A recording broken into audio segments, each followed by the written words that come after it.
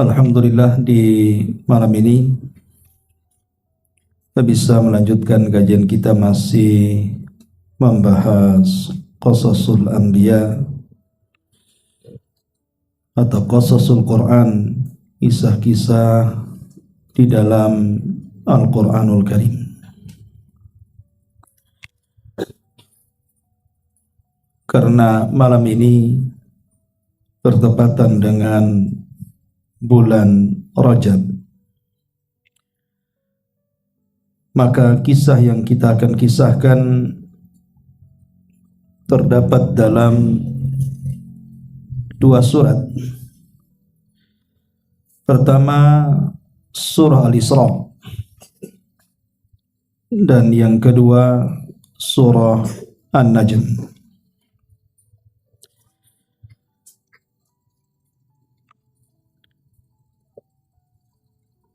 Dua surat ini menjelaskan kepada kita tentang dua peristiwa besar yang dialami Nabi sallallahu alaihi wasallam di bulan Rajab.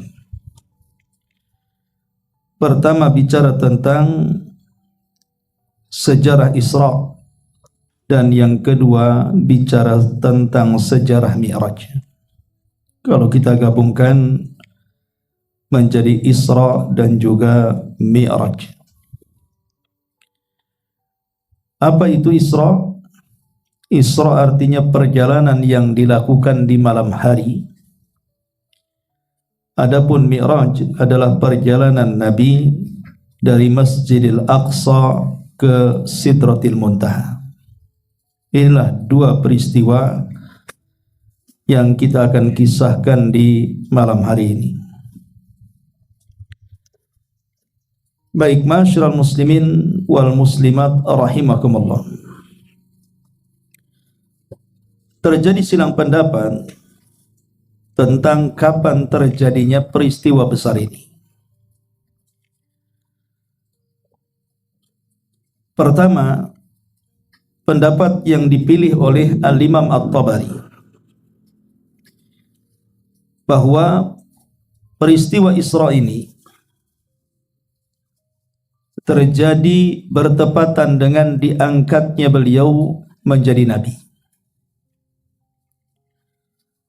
Jadi ada dua hadiah yang diberikan Rasul, pertama kenabian, dan yang kedua peristiwa Isra dan juga Mi'raj. Kedua, pendapat Al-Imam An-Nawawi dan juga pendapat Al-Imam Al-Qurtubi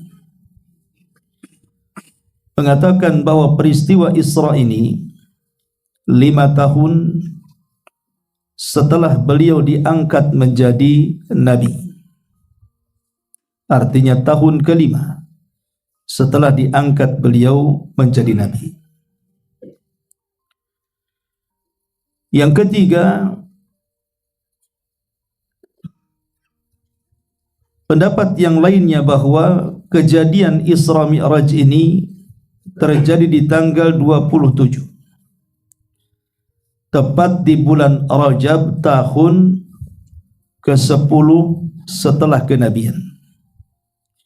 Dan itu yang dinukilkan Al-Imam Ibnu Ishaq, seorang pakar sejarah. Kemudian yang keempat, Isra dan Mi'raj ini terjadi sebelum hijrah 6 bulan dan 10 hari. Dan bulannya terjadi di bulan Ramadan pada tahun 12 setelah kenabian. Kemudian yang kelima, ada yang mengatakan bahwa Isra dan Mi'raj ini terjadi sebelum hijrah 1 tahun 2 bulan. Bulannya di bulan Muharram, tahunnya 13 setelah kenabian. Dan yang keenam, bahwa hijrah atau Isra dan Mi'raj ini dilakukan sebelum hijrah 1 tahun, dan bulannya di bulan Rabiul Awal tahun 13 setelah kenabian. Berarti kalau kita simpulkan dari 6 pendapat ini, peristiwa Isra Mi'raj ini menjadi khilaf ulama tentang kapan terjadinya. Karena ada yang mengatakan bulannya, ada yang mengatakan Rabiul Awal, ada yang mengatakan bulan Muharram, ada yang mengatakan bulan Ramadan, dan yang masyhur memang bulan Rajab. Begitu juga tahunnya.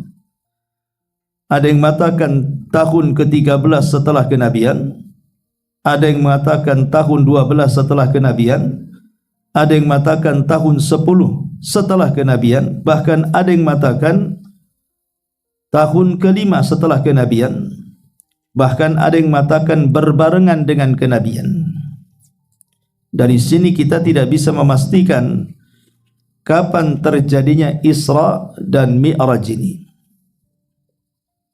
Sehingga kalau seandainya memperingati Isra Mi'raj ini, tentu akan sulit untuk mengatakan bahwa peristiwa itu terjadi di bulan Rajab, karena banyak perselisihan ahli sejarah di sini. Tetapi karena peristiwa Isra Mi'raj ini disepakati dalam sejarah setelah wafatnya Khadijah dan juga wafatnya Abu Talib. Lah Khadijah sendiri itu wafat di bulan Ramadan, tahun ke-10 setelah kenabian. Jadi Khadijah sendiri wafat di bulan Ramadan tahun ke-10 setelah kenabian. Artinya wafat beliau sebelum diwajibkan salat 5 waktu. Karena peristiwa Isra Mi'raj kan setelah wafatnya. Berarti ketika wafatnya Khadijah belum ada salat 5 waktu. Karena bagaimanapun telah disepakati bahwa salat 5 waktu itu terjadi setelah peristiwa Isra Mi'raj, karena itu oleh-oleh dari peristiwa ini. Berarti di sini ada titik terang bahwa peristiwa Isra Mi'raj itu di atas tahun ke-10 setelah wafatnya Khadijah, kan gitu. Ya, bisa saja 1 tahun sebelum hijrah, atau 2 tahun sebelum hijrah beliau, atau 3 tahun sebelum hijrah. Karena kita tahu bahwa Nabi SAW setelah diangkat menjadi Nabi, beliau tinggal di Mekah berapa tahun? 13 tahun. Sementara wafatnya Khadijah di tahun ke-10. Berarti kan ada 3 tahun setelahnya. Berarti ada kemungkinan peristiwa ini terjadi 1 tahun sebelum hijrah, atau 2 tahun sebelum hijrah, atau 3 tahun sebelum hijrah, setelah wafatnya Khadijah. Tetapi bulannya memang tidak bisa dipastikan. Karena di sini ada yang mengatakan Rajab, ada yang mengatakan Ramadan, ada yang mengatakan Muharram, dan ada yang mengatakan Rabiul Awal. Tetapi pendapat yang masyhur dari kalangan ulama sejarah, seperti yang dinukilkan oleh Imam Ibnu Ishaq, bahwa Rasul sallallahu alaihi wasallam melakukan Isra ini di bulan Rajab. Tetapi ada kemungkinan di bulan-bulan yang lainnya. Ini saya katakan pendapat yang masyhur dari kalangan ahli sejarah. Baik. Ma'asyiral muslimin wal muslimat rahimakumullah. Sebenarnya peristiwa Isra Mi'raj ini ada pemicunya. Karena kan peristiwa ini diberikan atau dihadiahkan Allah Subhanahu wa taala kepada Rasul kita ini kan dalam rangka ta'ziyah. Ta'ziyah itu artinya memberikan kesabaran, menghadiahi kesabaran kepada Nabi sallallahu alaihi wasallam, supaya Nabi sallallahu alaihi wasallam tetap istiqamah di atas dakwahnya. Karena sebelum peristiwa ini Nabi sallallahu alaihi wasallam sangat terpukul jiwanya. Bagaimana tidak? Pertama, kematian Abu Talib. Dan itu sangat memukul jiwa Nabi sallallahu alaihi wasallam. Bagaimanapun Abu Talib ini adalah ayah angkat beliau. Sudah merawat Nabi SAW dari usia 8 tahun sampai menikah dengan Khadijah, sampai menolong ketika beliau berdakwah. Bahkan terjadinya pemboikotan Bani Hashim, maka Abu Talib orang yang paling berperan untuk membela Nabi SAW. Sehingga saat wafatnya Abu Talib ini, Nabi SAW sedih sekali. Sampai setiap malam beliau berdoa kepada Allah Subhanahu wa taala agar Allah mengampuni dosa-dosanya. Masalahnya Abu Talib ini kan mati kafir. Sehingga sekuat apapun Nabi berdoa memintakan ampun akan dosa-dosa Abu Talib, maka Allah Subhanahu wa taala tidak mengizinkannya. Bahkan menurunkan ayat dan mengatakan, maka nalin nabi an yastaghfiru lil musyrikin walau kanu ulil qurba. Tidak layak bagi seorang nabi memintakan ampun kepada orang musyrik walaupun itu keluarga dekatnya, walaupun pamannya. Sehingga kecewalah Nabi SAW. Dia tidak bisa lagi menolong Abu Talib. Tetapi meski demikian, satu hari Nabi SAW pernah duduk bersama Abbas, paman beliau yang masuk Islam. Dan Abbas menceritakan kepada Nabi SAW tentang jasa Abu Talib. Bagaimana jasanya yang sangat besar kepada dakwah Nabi SAW yang tidak bisa dilakukan siapapun. Tapi sayang dia mati kafir. Apakah jasanya kepada Islam itu bermanfaat untuk dia? Maksudnya di akhirat. Maka Nabi SAW terdiam sampai akhirnya dapat wahyu memberitakan bahwa Abu Talib akan mendapatkan syafaat khusus. Apa syafaat khususnya?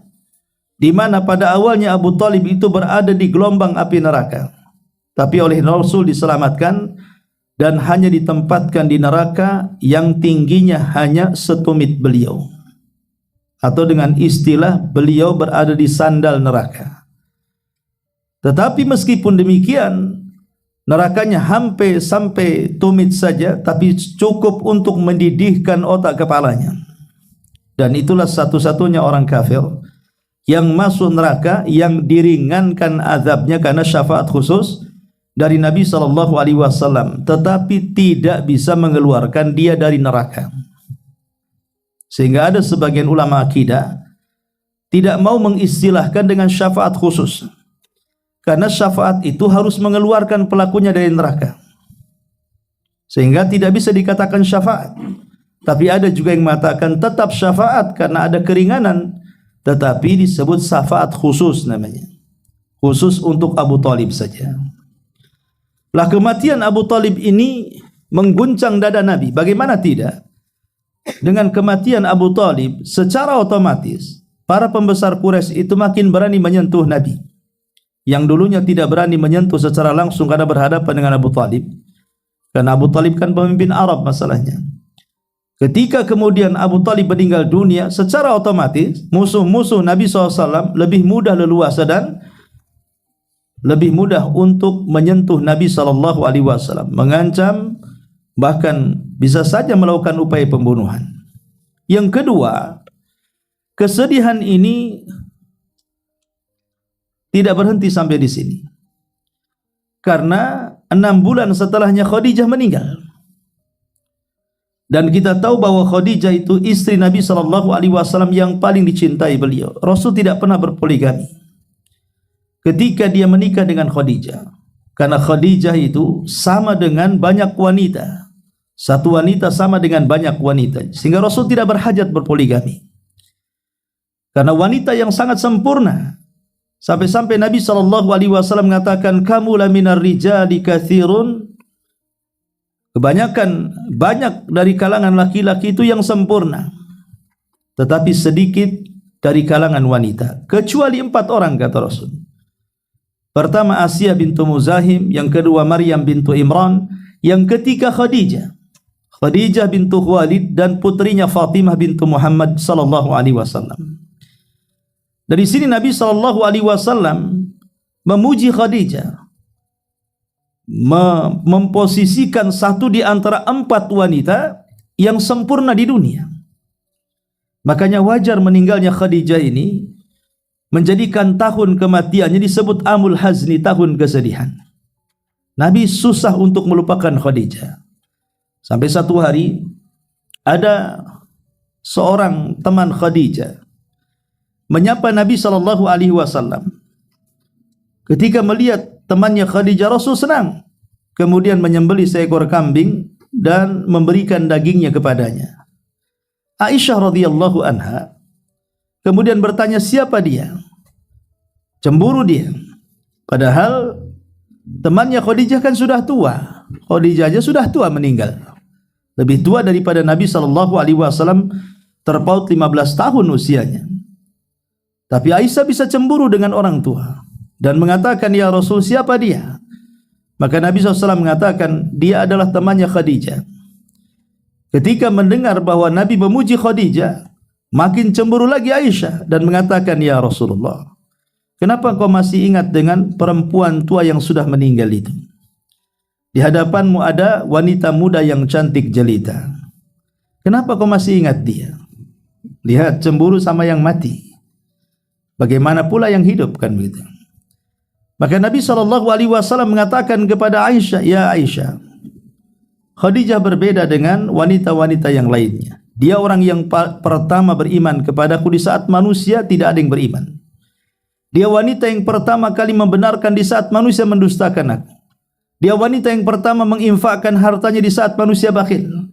Dia wanita yang pertama kali menginfakkan seluruh hartanya. Dan dari perutnya keluarlah anak keturunanku.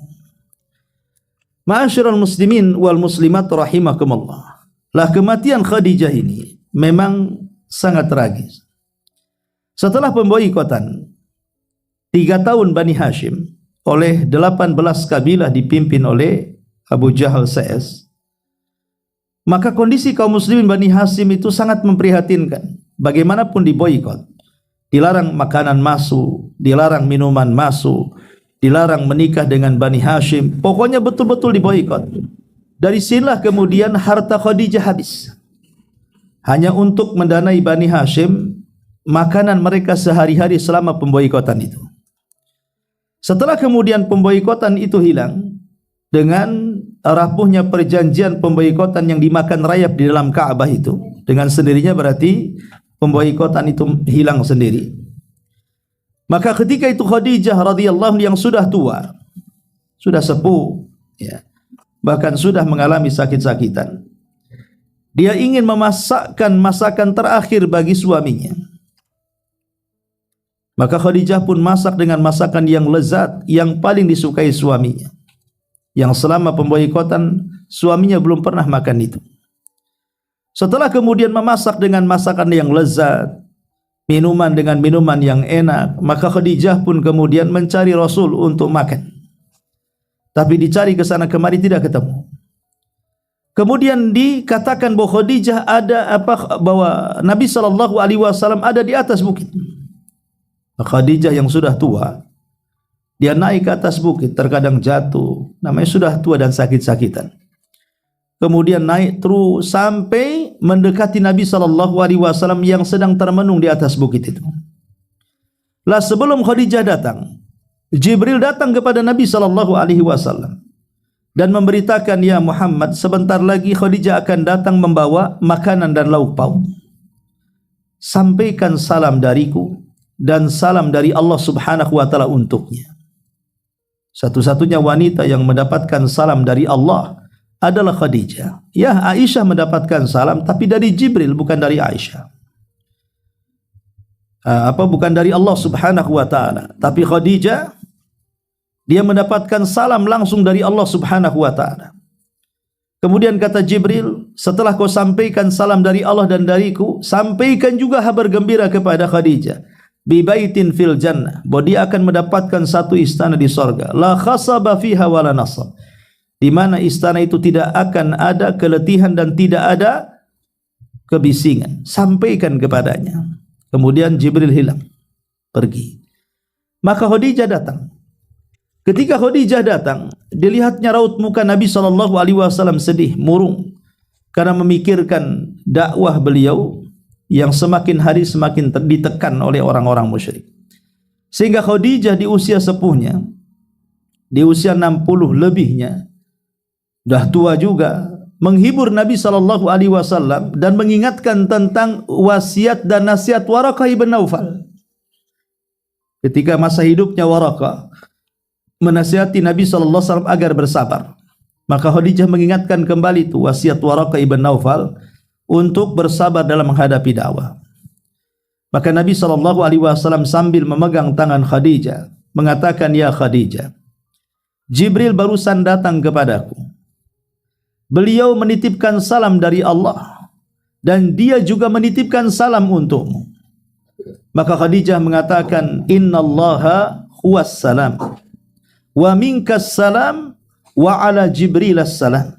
Sesungguhnya Allah adalah as-salam dan untukmu juga as-salam dan untuk Jibril juga as-salam. Artinya Allah adalah juru keselamatan dan juga engkau semoga mendapatkan keselamatan, dan untuk Jibril juga semoga mendapatkan keselamatan. Maka Rasul mengatakan, "Ya Khadijah, sesungguhnya Allah memberi kabar gembira kepadamu bahwa engkau akan mendapatkan istana di sorga yang tidak ada kepenatan dan kebisingan." Maka Khadijah saking bahagianya memeluk Nabi SAW. Rupanya itulah pelukan terakhir, karena saat dipeluk dan memeluk Nabi SAW, nyawanya diambil malaikat maut. Jadi dia meninggal dalam pelukan Nabi SAW, sebagaimana Rasul meninggal dalam pelukan Ummul Mukminin Aisyah radhiyallahu anha. Lah, kisah meninggalnya Khadijah ini sangat menekan Nabi.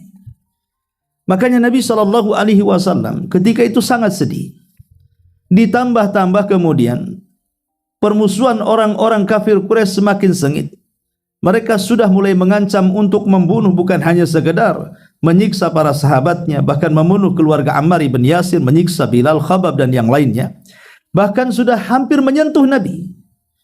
Sehingga Nabi SAW semakin sesak dadanya. Maka satu malam Nabi SAW berada di rumah Ummu Hani. Ummu Hani ini bibi Rasul SAW, karena dia adalah putri daripada Abdul Muttalib.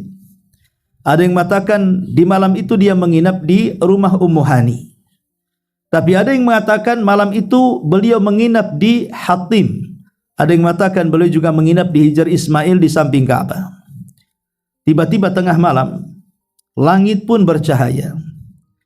Rupanya dari langit ini turun Jibril alaihi salam dan beberapa para malaikat menemui Nabi SAW yang sedang tertidur, kemudian dibangunkan. Setelah dibangunkan, maka Jibril mengatakan kepada Nabi SAW, "Ya Muhammad, innallaha yad'uka li ziyaratihi."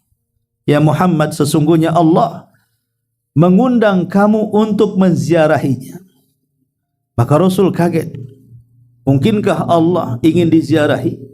Kata Jibril, tentu engkau akan menziarahi Allah subhanahu wa ta'ala.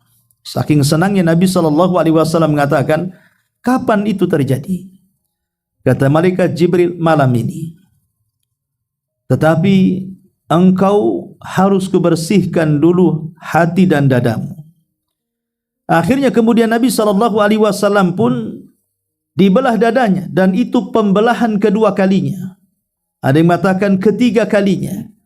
Karena pembelahan dada ini pertama terjadi ketika Nabi SAW berusia 4 tahun. Di pangkuan seorang wanita, ibu susuan Nabi SAW, Halimah Sa'diyah. Karena kita tahu bahwa Nabi SAW itu memiliki 4 ibu susuan. Pertama ibundanya sendiri, Aminah bintu Wahbin. Kemudian yang kedua Suwaibah. Suwaibah ini budaknya Abu Lahab yang diberdekakan. Kemudian yang ketiga Halimah Sa'diyah. Dan yang keempat seorang wanita sama-sama dari Bani Sa'diyah yang menyusui Hamzah. Dia juga menyusui Nabi SAW. Jadi Hamzah pamannya sekaligus juga saudara sepersusuan Nabi SAW. Lah, salah satu ibu susuan Nabi yang paling masyhur yang dicatat dalam sejarah adalah Halimah Sa'diyah.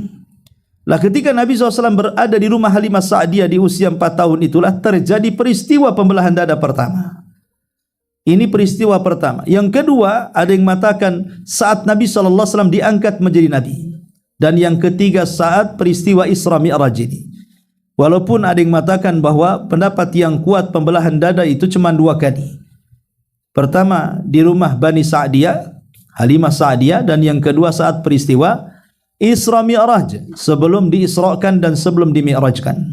Maka Nabi SAW dibelah dadanya, kemudian dibersihkan jantungnya dari kotoran-kotoran dengan bejana emas dengan air Zam-Zam, kemudian dimasukkan kembali setelah diberikan ilmu, hikmah, kebijaksanaan, pengetahuan, keadilan, macam-macam dimasukkan dalam dada Rasul dan dibersihkan dari penyakit hati, kemudian dimasukkan lagi dan dijahit kembali. Dan inilah operasi para malaikat, berbeda medisnya dengan manusia tentunya. Ma'asyiral muslimin wal muslimat rahimakumullah. Lah setelah itu baru kemudian Jibril alaihi salatu wassalam memerintahkan Rasul untuk menunggangi kendaraan para nabi yang disebut dengan Buraq. Buraq ini memiliki postur panjang, tapi dia tidak sebesar kuda, artinya dia lebih kecil daripada kuda. Tetapi tidak sekecil keledai, bighal, dia lebih besar daripada bighal. Artinya lebih kecil dari kuda, tapi lebih besar daripada keledai. Sedang saja, tapi memiliki postur yang panjang. Sekali melangkah, maddal basar, sejauh mata memandang. Dan itu adalah kendaraan para nabi. Itulah kendaraan para nabi. Buraq itu kendaraan para nabi. Ada yang mengatakan, walaupun sebagian ulama sejarah menganggap riwayatnya lemah, saat Nabi SAW menunggangi Buraq itu, namanya Buraq tidak pernah ditunggangi Nabi. Mungkin para nabi yang lain pernah menungganginya, tapi Nabi SAW kan baru itu dia menunggangi Buraq, sehingga Buraq ini terasa asing dengan orang yang menungganginya, sehingga risih dia. Akhirnya kemudian malaikat Jibril pun marah dan mengatakan, "Uthbut ya Buraq, uthbut ya Buraq, diam kau Buraq. Wallahi ma akrama ala wajhil ardi." Tidak ada manusia yang lebih mulia di permukaan bumi ini yang menunggang di atasmu melebihi Muhammad sallallahu alaihi wasallam. Maka Buraq pun terdiam sampai Rasul naik di atas punggung Buraq.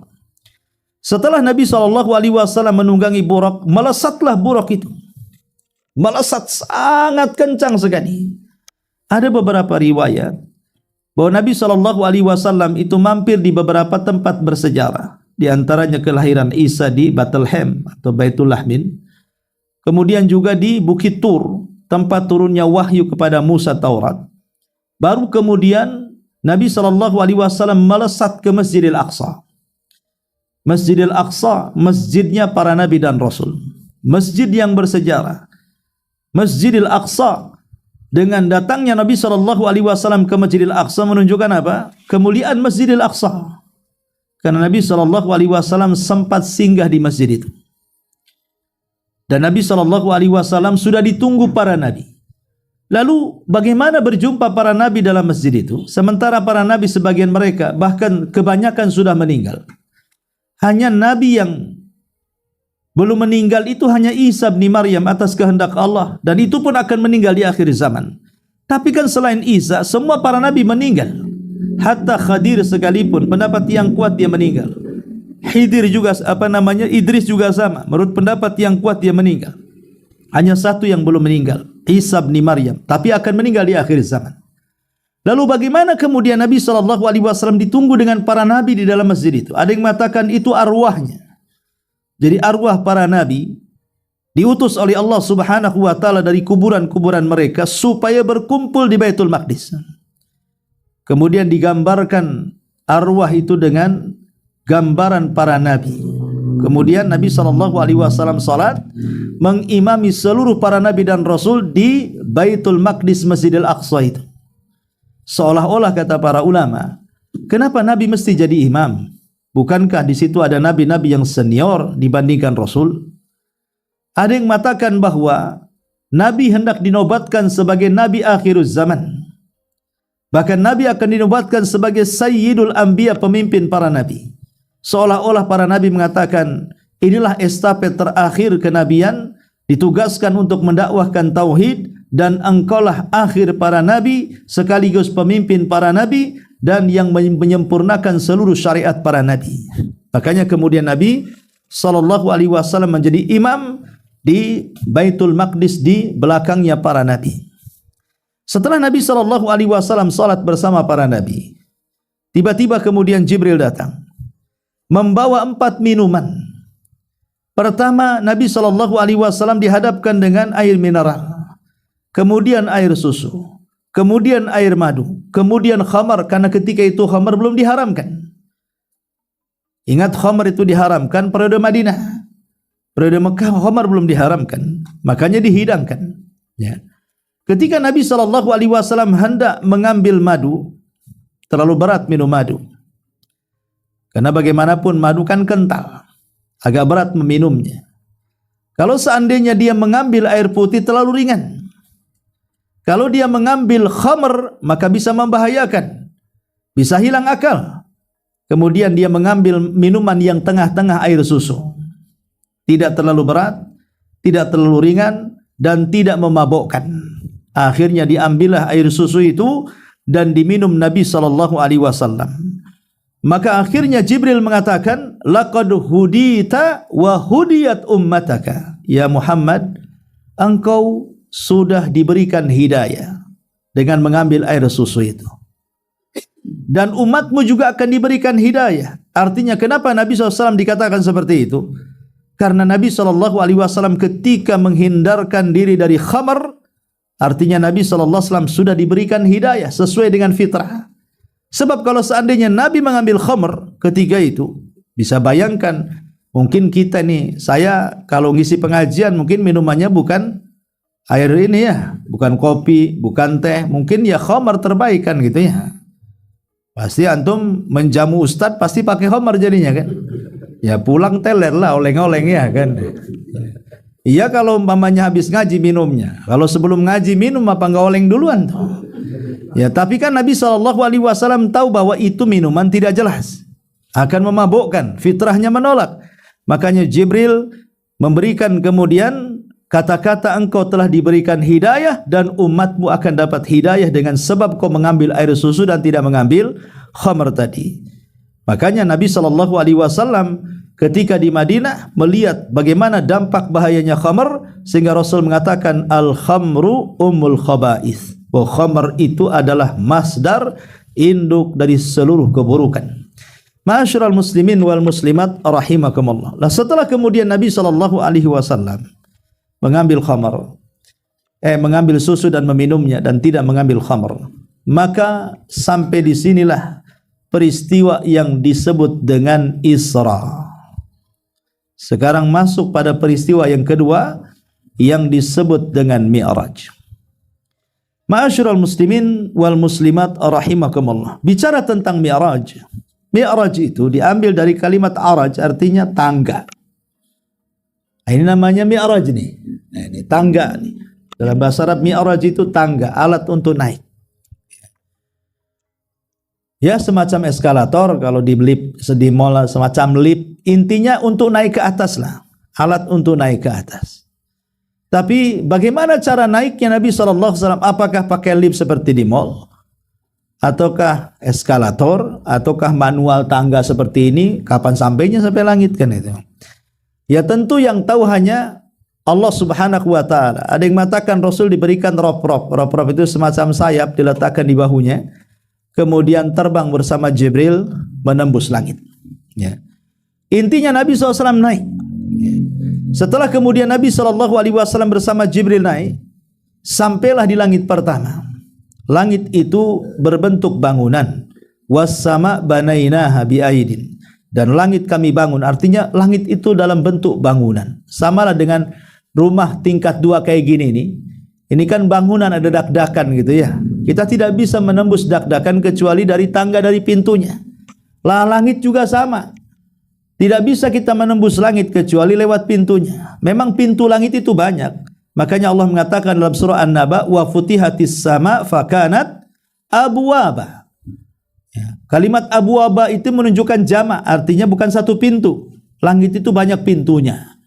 Tapi pintu yang paling besar yang menembus langit itu hanya sejajar dengan Baitul Maqdis. Dan itulah pintu utamanya bahasa kitanya. itu pintu langit, pintu utamanya itu sejajar dengan Baitul Maqdis. Makanya Rasul naik dari situ, turun pun dari situ. Sebab kalau seandainya ada pintu yang lain di Mekah, nah, ngapain Nabi SAW harus balik ke Baitul Maqdis? Langsung saja di Masjidil Haram. Turunnya kan begitu. Kenapa mesti naik dari situ? Turun juga dari situ. Karena itulah pintu utamanya. Makanya Nabi SAW dan Jibril naik dari Baitul Maqdis menuju langit pertama. Dan pintunya tertutup. Maka Jibril alaihi salatu wassalam kemudian mengetuk pintunya. Ingat, Jibril itu kan pemimpin para malaikat, ikhwan. Tapi langit itu punya aturan. Walaupun dia ketuanya, tetap harus mengikuti aturan. Tetap dia harus mengetuk pintu. Bukan sembarang buka, saya ketua. Nggak bisa gitu juga kan gitu. Artinya bahwa tetap ada aturannya. Ketuk dulu, salam dulu, kemudian ditanya, Waalaikumsalam, man, siapa kamu? Kemudian Jibril mengatakan, ana Jibril. Waman ma'aka, siapa yang bersamamu? Muhammad, awaqad uhiya ilai, apakah sudah diwahyukan boleh naik? Kata Jibril, ya tentu. Barulah kemudian mereka pun membuka pintu langit. Kemudian Nabi dan Jibril naik dan sampailah di langit pertama. Ingat, jarak bumi ke langit pertama menurut riwayat Abdullah bin Mas'ud itu sejarak 500 tahun perjalanan. Tapi bisa ditempuh hanya beberapa waktu di malam hari.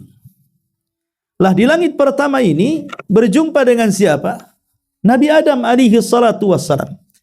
Kemudian Jibril mengatakan, ya Muhammad, itulah ayahmu, itulah bapakmu Adam. Ucapkan salam kepadanya. Maka Nabi SAW mengucapkan salam. Assalamualaikum ya abana Adam. Maka Adam alaihi salatu wassalam menjawab, waalaikumsalam, marhaban bibnin salih wa nabiyyin salih. Selamat datang anakku yang baik dan nabiku yang baik. Kemudian Nabi SAW melihat raut Adam ini agak aneh. Karena kalau dia melihat ke arah kanan, dia tertawa. Kalau dia mengarah ke arah kiri, dia menangis.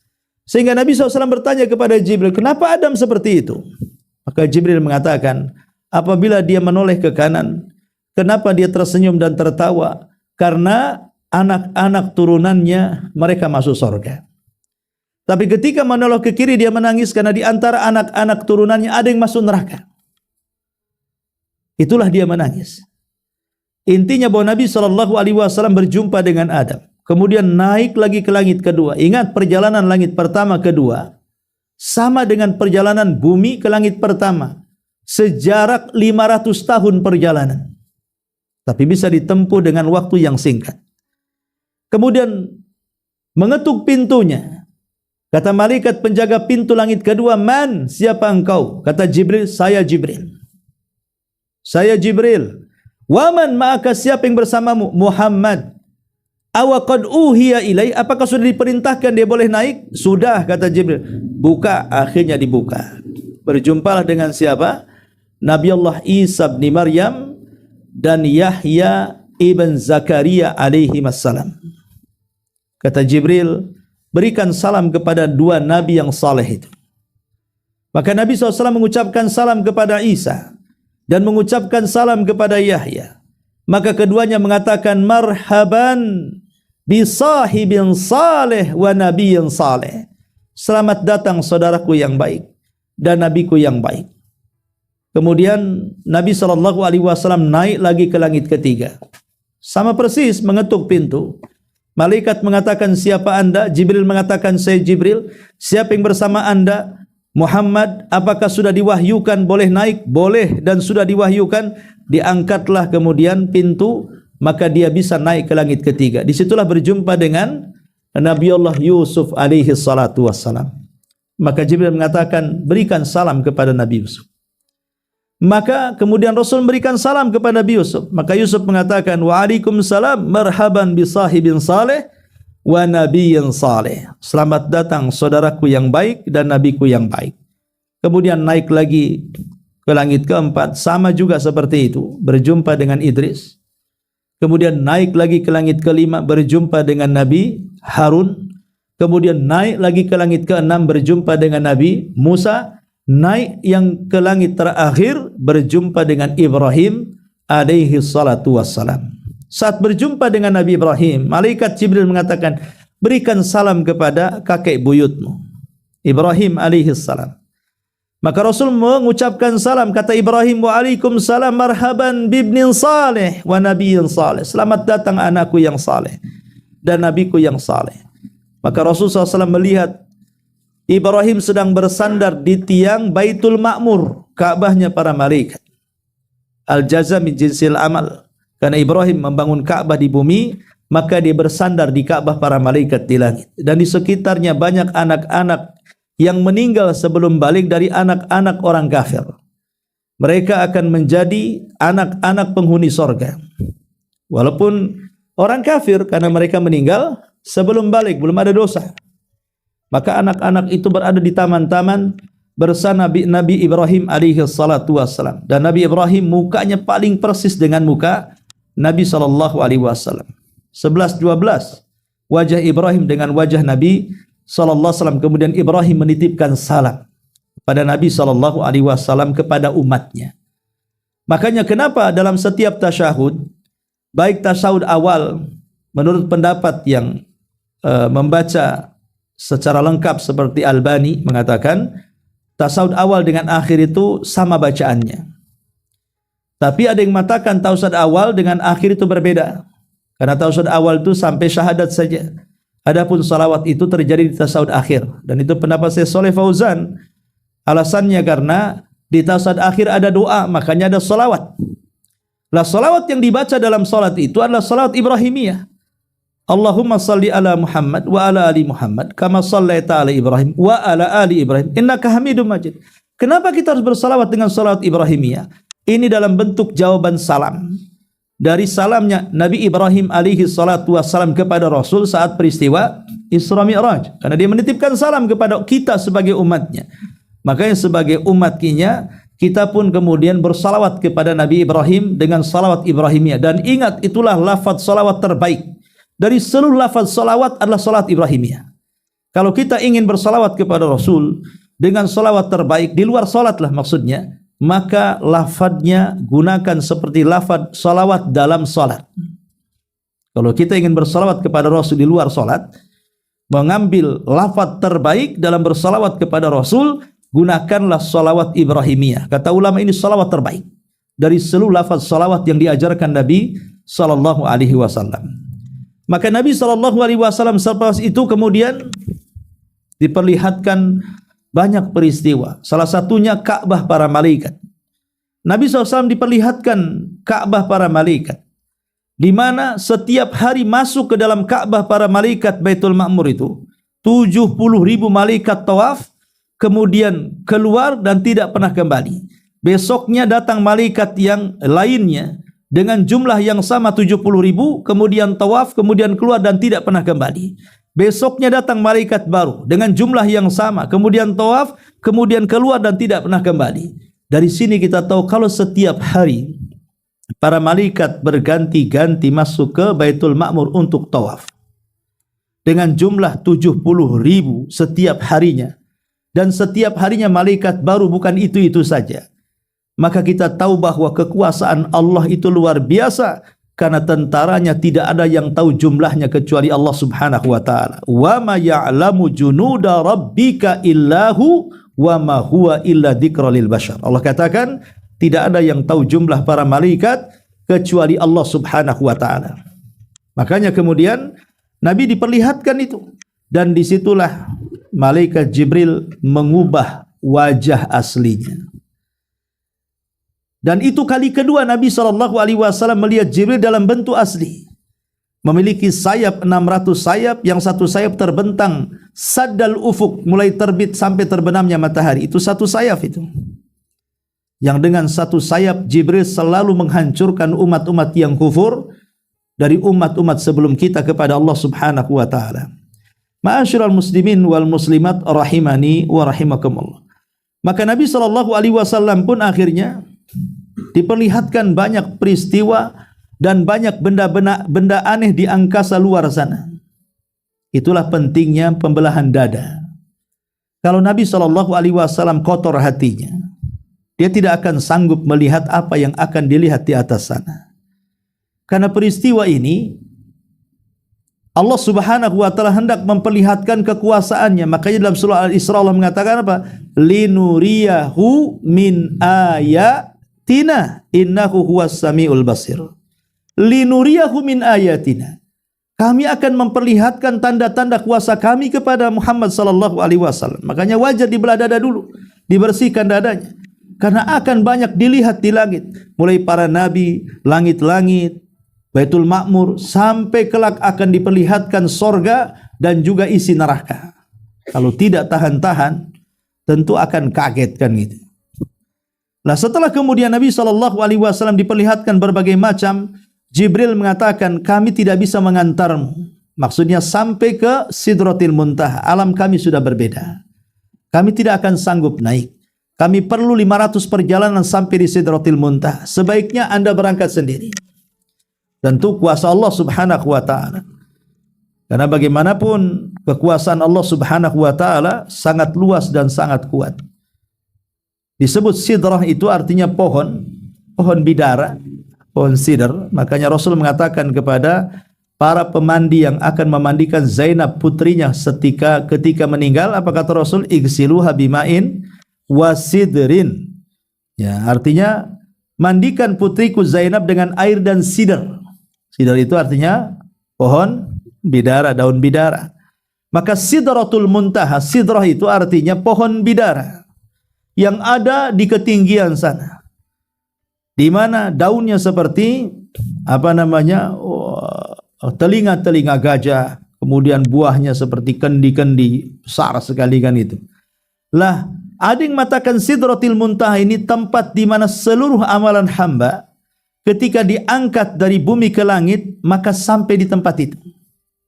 Ingat, amalan hamba itu ada yang diangkat harian, ada yang diangkat pekanan, ada yang diangkat tahunan, ada yang diangkat selamanya dan tidak akan pernah diangkat lagi. Adapun diangkat harian setiap asar dan subuh.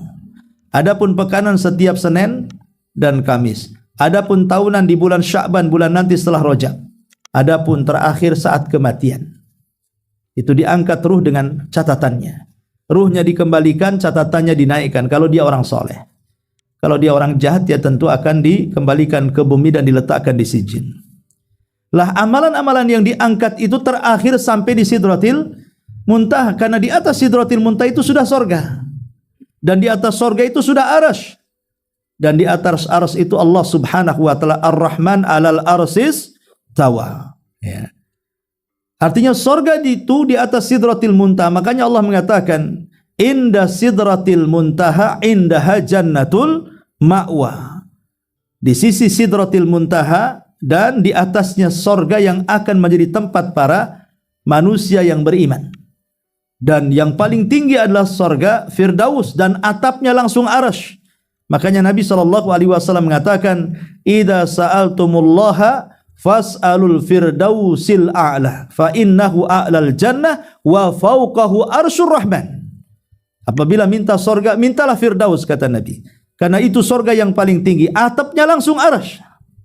Kalau sudah ada arsy, ini terakhir, makhluk yang paling besar, makhluk yang pertama kali diciptakan Allah Subhanahu wa taala, dan dia berbentuk kubah, ya. Dan besarnya arsy dibayangkan oleh Nabi SAW, kata Rasul, apabila kita bandingkan bumi dengan langit, itu ibarat cincin yang dilempar ke padang pasir. Cincin itu buminya, padang pasir yang seolah-olah tak bertepi itu langitnya. Tapi kalau langit dan bumi dibandingkan dengan kursi, maka sama dengan cincin dilempar ke padang pasir. Cincin itu langit dan buminya, kursinya itu padang pasir yang tak bertepi. Makanya Allah mengatakan wasi'at kursiyuhus samawati wal ardh. Kursinya Allah meliputi langit dan bumi. Tapi kalau kita gabung kursi, langit, bumi dengan arsy, maka sama dengan cincin dilempar ke padang pasir. Cincin itulah kursinya, langitnya, buminya. Padang pasir itu arasnya. Macam mana yang menciptakan semuanya? Allahu Akbar. Allah lebih besar daripada semua makhluknya. Dan Allah berada di atas ketinggian. Ar-Rahman alal arsis tawa. Ilaihi yas'adul kalimut tayyib. dan banyak dalil yang menunjukkan ketinggian Allah Subhanahu wa taala. Sebagaimana Rasul mengatakan kepada seorang jariyah, "Aina Allah?" Maka jariyah ini mengatakan, "Allahu fis sama." Allah di langit. Ma'asyiral muslimin wal muslimat rahimakumullah. Lah ketika Nabi sallallahu alaihi wasallam sampai di Sidratil Muntaha, maka Nabi sallallahu alaihi wasallam ketika itu mendapatkan 3 wasiat dari Allah Subhanahu wa taala, 3 perintah dari Allah Subhanahu wa taala. Perintah yang pertama tentu salat 5 waktu. Kata Nabi sallallahu alaihi wasallam, utiyat, ataupun kata Nabi sallallahu kata dalam sebuah hadis, dalam sebuah riwayat Farash ibn Farash dalam tafsirnya surah An-Najm ayat 16, id yaghsha sidrata ma yaghsha, qala al-Farash, ya, dia mengatakan Nabi sallallahu fa'utiya Rasulullah sallallahu alaihi wasallam thalathan. Rasul diberikan 3 perkara. Utiya salawatul khamsu. Pertama diberikan salat yang 5 waktu. Yang kedua wa khawatimu suratil baqarati, dan akhir daripada surah Al-Baqarah, dimulai dari amanah Rasul. Kemudian yang ketiga wa ghufira liman lam yusyrik billahi min ummatihi syai'an, dan akan diampuni dari setiap umat Rasul yang tidak menyekutukan Allah Subhanahu wa taala. Inilah 3 oleh-oleh yang didapati Nabi sallallahu alaihi wasallam dalam perjalanan Isra Mi'raj ini. Pertama, yang paling penting adalah salat 5 waktu. Yang kedua, akhir daripada surah Al-Baqarah, amanah Rasul. Kemudian yang ketiga, Allah berjanji siapapun yang meninggal dan dia tidak menyekutukan Allah dari umat Nabi, maka akan diampuni dosanya. 3 oleh-oleh yang luar biasa. Tapi yang masyhur kalau kita cerita tentang peristiwa Mi'raj ini, maka fokus kita adalah kepada salat 5 waktu kan. Karena ini ada kisahnya ketika Nabi sallallahu alaihi wasallam diperintahkan salat, itu bukan 5 waktu, tapi 50 waktu. Makanya saat kemudian Rasul turun, kemudian berjumpa dengan Musa, Musa bertanya, apa yang diperintahkan Allah kepadamu untuk umatmu? Maka Nabi SAW mengatakan, khamsina salatan. Allah memerintahkan untuk aku dan umatku melaksanakan salat 50 waktu. Kata Musa, sebaiknya kau naik lagi, minta keringanan kepada Allah Subhanahu wa taala. Laqad jarrabtu ala bani Israil falam yastati'un. Aku sudah coba ibadah sebanyak itu kepada Bani Israel, mereka enggak sanggup, padahal mereka fisiknya lebih kuat daripada umatmu. Akhirnya Nabi SAW berpikir sesaat, kemudian betul juga, naik lagi dia meminta keringanan kepada Allah Subhanahu wa taala. Ada yang mengatakan bahwa ketika Rasul berjumpa dengan Allah di Sidratil Muntaha, bukan melihat dengan pandangan mata, tapi melihat dengan pandangan hati.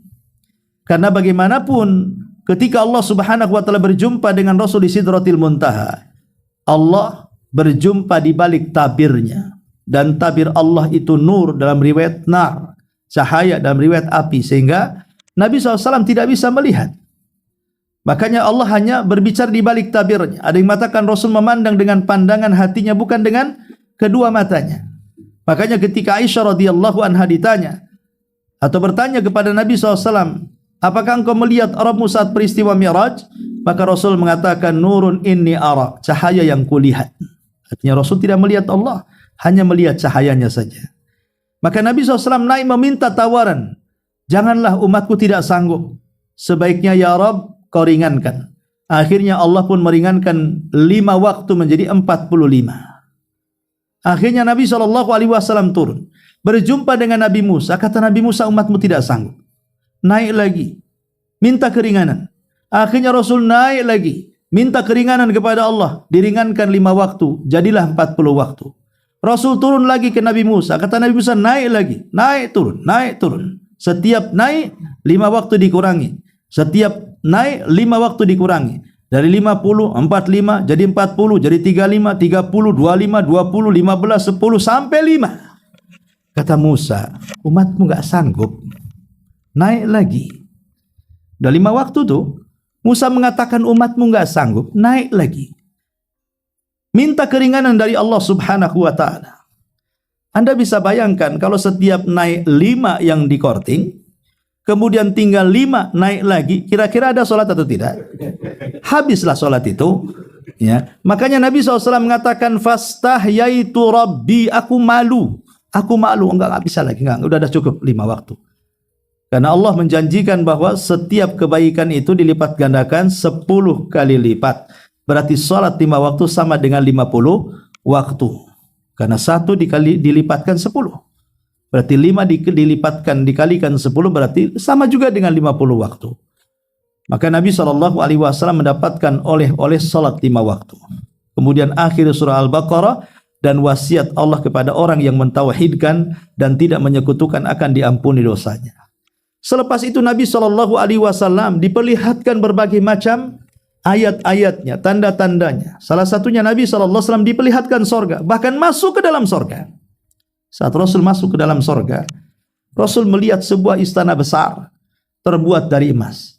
Kemudian Rasul mengatakan, untuk siapa istana ini wahai Jibril? Kata Jibril, itu istananya untuk orang Arab.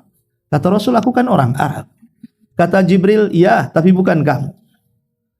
Kata Nabi SAW, untuk siapa yang benar? Itu untuk orang Quraisy. Lah saya kan dari orang Quraisy. Apakah itu untuk saya? Bukan. Ya. Lalu untuk siapa wahai Jibril? Itu untuk Umar ibn Khattab radhiyallahu anhu. Ketika Rasul penasaran seperti apalah istananya Umar bin Khattab ini, hampir dia melangkahkan ke istana. Di pintu istana di bidadarinya Umar. Maka Rasul menundukkan pandangan kemudian tak jadi. Saat berjumpa dengan Umar, Rasul menceritakan istananya. Kata Umar, "A'agharu 'alaika ya Rasulullah? Haruskah ku cemburu kepadamu? Hanya gara-gara bidadari kau tak masuk ke istanaku?" Kata Umar, "Apakah harus cemburu denganmu? Hanya gara-gara bidadari yang ada di istanaku. Kenapa kau tak masuk?" Kata Umar.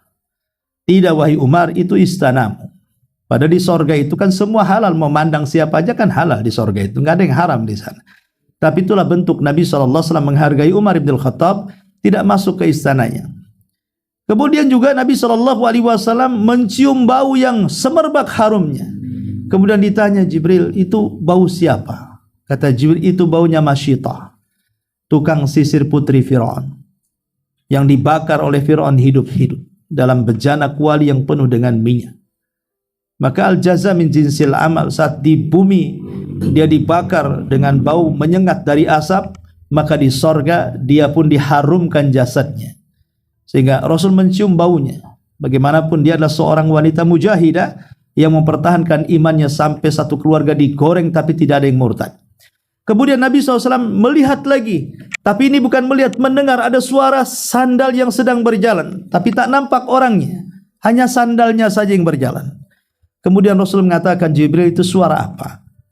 Maka Jibril mengatakan, itu suara sandal. Kata Rasul, itu sandalnya siapa? Kemudian Jibril mengatakan, itu sandalnya Bilal ibn Rabah. Maka saat berjumpa dengan Bilal, Rasul menceritakan, ya Bilal, inni samitu khosataka fil jannah. Mada tasna? Hei Bilal, aku mendengar loh suara sandalmu di sorga. Amalan apa yang kau lakukan? Kata Bilal, aku tidak melakukan apa-apa, illa kecuali ma tawadda'tu wudu'an illa waqad shallaitu rak'atain. Boleh jadi karena aku berwudu dan habis wudu melaksanakan 2 rakaat sunnah wudu. Jadi Bilal itu tidak pernah tidak menjaga kesuciannya. Setiap batal wudu, setiap batal wudu, setiap batal wudu. Pokoknya dia ingin suci terus, walaupun bukan untuk salat. Makanya dengan sebab itulah sandalnya sudah masuk sorga dulu. Kalau sandal kita jangan ke neraka dulu. Jadi memang itulah sandalnya Bilal luar biasa. Ya, sudah masuk sorga sebelum orangnya. Kemudian Nabi SAW melihat ada kebun baru ditanam sudah panen. Cuma aneh, kita aja di dunia nanam, disiram, dipupuk, baru tumbuh, tunggu 3 bulan baru panen kan itu. Ini enggak langsung ditanam langsung panen. Kata Nabi SAW kepada Jibril, ini maksudnya apa? Maka Jibril mengatakan, itulah para mujahidin. Para mujahidin itu kalau mati langsung masuk sorga, nggak ada proses hisab-hisab, nggak ada, langsung mati panen sorga, gitu maksudnya. Itulah para mujahidin. Dan Nabi SAW banyak melihat perkara-perkara di sorga. Kemudian setelah puas di sorga, Nabi SAW keluar dari sorga dan dia ingin melihat neraka. Maka diperlihatkan neraka, tapi tidak masuk ke neraka. Kalau masuk gosonglah Nabi. Maka Nabi hanya melihat dari luar saja. Kalau surga dia masuk, kalau neraka tidak, hanya melihat saja. Karena neraka ini kan luar biasa panasnya. Di dunia saja satu bagian dari 70 bagian panasnya neraka saja sudah naudzubillah. Ada kebakaran besar saja mungkin 1 kilo sudah panas ke badan kita. Apalagi neraka yang 70 bagian jadikan satu. Maka Nabi SAW banyak melihat perkara yang ada di neraka itu. Bagaimana tidak? Nabi SAW banyak melihat azab-azab yang Allah Subhanahu wa taala tampakkan di neraka. Apa saja yang dilihat Nabi SAW? Pertama, Nabi SAW melihat bagaimana azab orang yang berzina. Nabi SAW melihat bagaimana azab orang yang berzina, yang dimasukkan ke dalam kuali dan terpanggang di dalamnya. Kemudian Nabi SAW juga melihat ada orang yang kemudian berenang di air darah. Rupanya para pemakan riba. Ada juga yang mencakar-cakar mukanya dengan kuku dari nuhas, dari tembaga. Kemudian dikatakan, "Mahadan, ada apa orang itu? Kenapa mencakar-cakar daging mukanya sampai terkelupas dengan tulangnya, dengan cakarnya sendiri?" Kata malaikat Jibril, itulah orang-orang yang suka menggibah, yang suka menyingkap aib-aib saudaranya. Maka Allah Subhanahu wa taala buat azabnya seperti itu. Dan banyak lagi, intinya Nabi SAW diperlihatkan berbagai macam azab di neraka. Baru kemudian Nabi SAW selepas itu turun ke Masjidil Aqsa.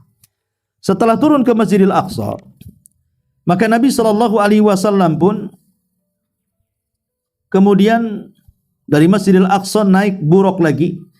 Kemudian setelah naik buruk, Nabi melesat dari Masjidil Aqsa ke Masjidil Haram. Maka keesokan harinya Nabi bingung apa yang harus diucapkan di tengah-tengah orang Quraisy, karena ini bagian daripada mukjizat harus disampaikan. Karena kan ada perintah salat. Bagaimana cara menjelaskan perintah salat ini? Secara otomatis Rasul harus menceritakan kan bagaimana perjalanan malam ini.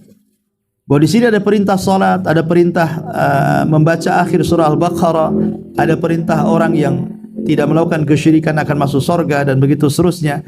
Akhirnya Nabi SAW hanya bingung, ketemu dua orang musyrik pembesarnya, Al-Walid ibn Mughirah dan juga Abu Jahal, si Fir'aunnya umat ini.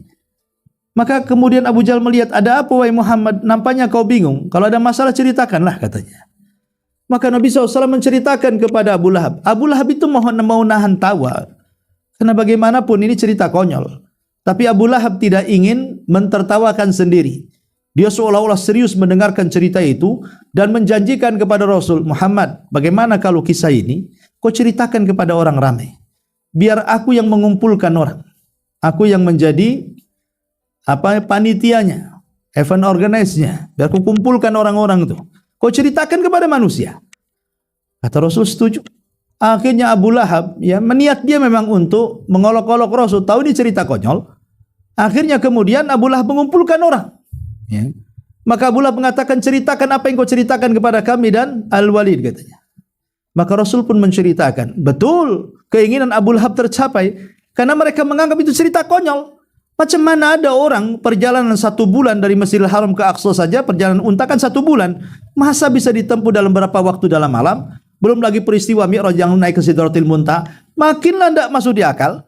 Maka kemudian orang-orang pun tertawa dengan cerita Nabi SAW. Bahkan para sahabat sendiri hampir ragu-ragu. Yang sudah masuk Islam saja merasa ragu-ragu dengan cerita itu. Ya wajarlah di zaman itu kan, maksudnya belum ada pesawat, belum ada mobil, belum ada kereta, sehingga logika-logika belum muncul. Ya. Tapi kalau sekarang pamannya, logika itu kan bisa kita pecahkan. Contoh pamannya, ada 2 kecoa lah begitu ya. Yang satu kecoa mengatakan kepada kawannya, kemarin aku ke Jakarta. Kata kawan kecoanya, kau ngibul ya, sayapmu sekecil daun aja mau terbang ke Jakarta. Berapa jauh dari Batam ke Jakarta? Kata kecoa, demi Allah aku ke Jakarta. Akhirnya cerita di kawan-kawan kecoa yang lain. Mungkin ditertawakan sama kecoa-kecoa itu kan. Padahal ini kan bisa terjadi. Bisa saja antum ke Jakarta, kecoanya nyelip di tas antum. Kemudian antum pergi ke Jakarta bawa kecoa. Hanya sebentar di Jakarta balik lagi ke Batam. Kecoanya kemudian turun. Kata kecoa, aku dari Jakarta.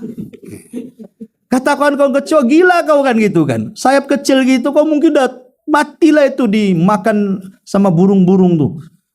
Tapi kan dia betul ke Jakarta kan gitu kan. Dan memang waktunya memang beberapa jam saja ke Jakarta, balik lagi ke Batam. Tapi kan tidak semua kecoa pasti percaya kan. Lah ini kan logikanya betul tapi didustakan. Ini terjadi, tidak mustahil. Maka Nabi SAW juga tidak mustahil melakukan perjalanan yang begitu jauh dalam waktu singkat-singkatnya kan. Nah, tetapi kan orang-orang musyrik dasar mereka memang sudah memusuhi Rasul, tidak suka dengan Rasul. Wajar kalau mereka mencari alasan bahwa peristiwa ini hanya dongeng Nabi SAW. Mungkin bagi kita, kalau ini bukan yang bercerita Nabi, mungkin kita katakan cerita konyol juga. Tapi karena menceritakan Nabi SAW dan kewajiban kita beriman, maka kita katakan sami'na wa ata'na. Persis seperti yang dikatakan Abu Bakar Siddiq radhiyallahu an. Kalau seandainya ada cerita yang lebih mustahil yang keluar dari lisan Rasul, akulah yang pertama membenarkannya. Bagaimana aku tidak membenarkannya? Setiap hari turun wahyu dari langit. Ini peristiwa kecil, kata Abu Bakar. Maka sejak itulah Abu Bakar digelari dengan As-Siddiq. Makanya kalau menyebut nama Abu Bakar mesti belakangnya ada kalimat As-Siddiq. Abu Bakar As-Siddiq, Abu Bakar As-Siddiq. Kenapa As-Siddiq? Karena dia orang yang pertama membenarkan Rasul dalam peristiwa Isra Mi'raj ketika hampir semua orang-orang musyrik bahkan para sahabat merasa ragu-ragu. Dia tampil tidak ada keraguan. Dia tampil tidak ada keraguan dan langsung membenarkan peristiwa itu. Sejak itulah dia disebut As-Siddiq. Itulah Abu Bakar As-Siddiq radhiyallahu an. Inilah sekilas tentang peristiwa Isra Mi'raj. Adapun pelajaran yang bisa kita petik, kenapa peristiwa ini terjadi kepada Nabi? Ya. Begini ikhwan. Peristiwa ini terjadi saat kondisi Rasul terpuruk. Sangat terpuruk sekali. Dengan kematian Khadijah, kematian pamannya, ancaman dari orang-orang Mekah sampai mau dibunuh, dia akhirnya lari ke Taif, sampai di Taif bukannya diterima, diusir balik ke Mekah. Gimana dia perasaan Nabi SAW dengan perkataan orang-orang musyrik? Makanya Allah mengatakan qad na'lamu annaka yadhiku sadruka bima yaqulun. Ya, kami tahu kata Allah, dadamu sempit terhadap apa yang mereka katakan kepadamu. Makanya Nabi SAW kemudian menghadiahi untuk mentakziah, menghibur dada Nabi dengan melakukan perjalanan Isra Mi'raj ini. Kemudian dipertemukan dengan para nabi. Lah, rupanya tidak semua para nabi dipertemukan Nabi. Hanya beberapa nabi saja.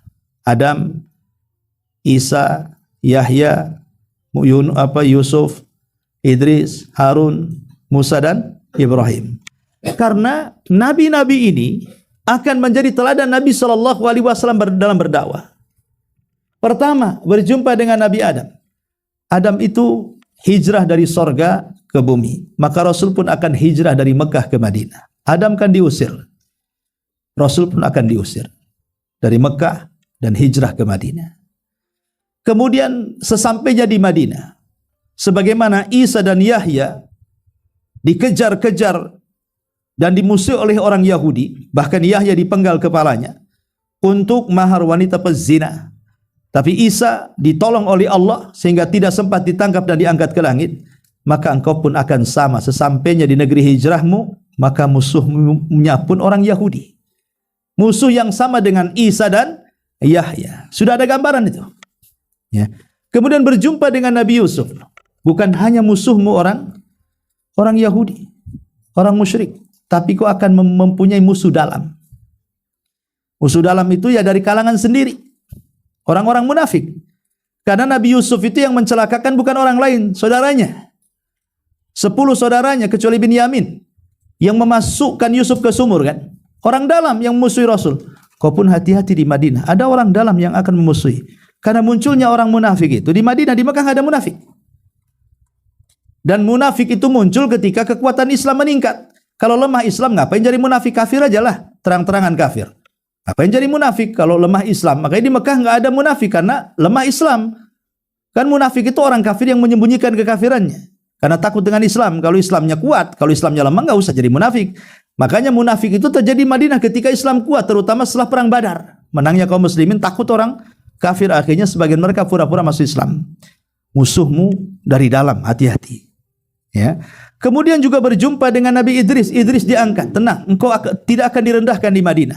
Engkau akan diangkat. Dan betul sampai di Madinah, Nabi diangkat. Banyak peperangan dimenangkan, bahkan orang musyrik dikalahkan, orang Yahudi terusir, bahkan Romawi pun sudah mulai diserang di zaman Nabi. Diangkat derajatnya, ya, secara fisik. Bahkan diangkat juga secara fisik sampai ke Sidratil Muntaha, lebih tinggi daripada Idris yang hanya di langit keempat. Kemudian berjumpa dengan Nabi Harun. Apa hikmahnya? Harun ini lembut, dicintai Bani Israel. Daripada Nabi Musa, Bani Israel itu benci sama Nabi Musa karena keras orangnya. Tapi dia suka dengan Harun. Makanya seolah-olah Rasul ingin dihadapkan kepada Harun, belajarlah berdakwah dari Harun. Lembutlah. Fa in kunta faddan ghalidal qalbi lan faddu min haulik. Ya. Kalau engkau keras kepala, nanti lari orang. Rasul suruh lembut dalam berdakwah, seperti Harun lembutnya dengan Bani Israel. Kemudian berjumpa dengan Musa. Musa ini penyabar, orangnya paling penyabar.